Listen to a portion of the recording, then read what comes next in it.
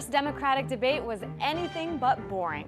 The American people are sick and tired of hearing about your damn emails. Unless somebody mentions my name, I can't get into the discussion. Are you saying you didn't know what you were voting for? I think you're being a little rough. I just arrived at the United States Senate. But the topic that really got candidates heated?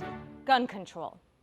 This has gone on too long, and it's time the entire country stood up against the NRA. We did it, Anderson, by leading with principle, not by pandering to the NRA and backing down to the NRA. Voting record, And I have an F for I don't the think I am NRAs. pandering, but you have not been in the United States Congress. But while the candidates had a lot to say, what do their past policies tell us about how they might deal with gun violence as president?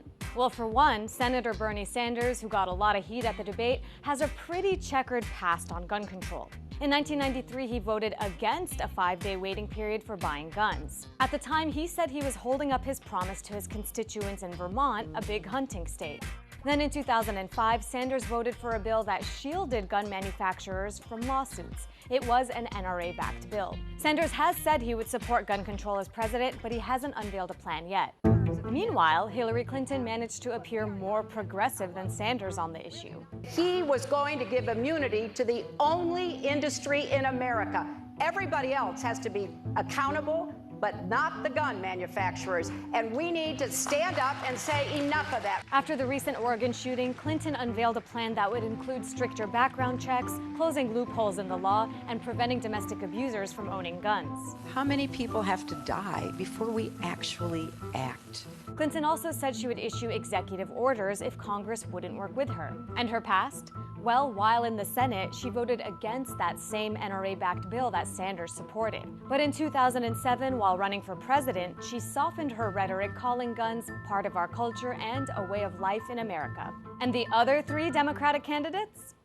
Well, Lincoln Chafee, a former senator and governor like Clinton, voted against the NRA-backed bill while in the Senate. And at the debate, Chafee emphasized the need for an inclusive approach to gun control. I would bring the gun lobby in and say, we've got to change this. Where can we find common ground? Both he and Martin O'Malley were governors when the 2012 Sandy Hook shootings happened, and both pushed for strict gun control packages in their states.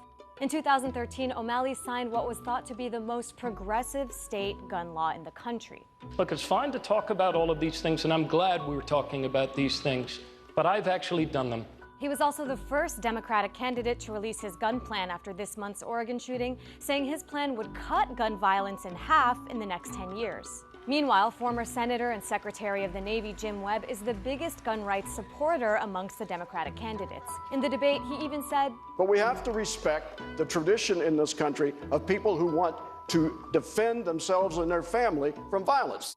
so, in a country where the NRA still has its grip on Congress and the Second Amendment reigns supreme, which candidate has what it takes to win over all of America?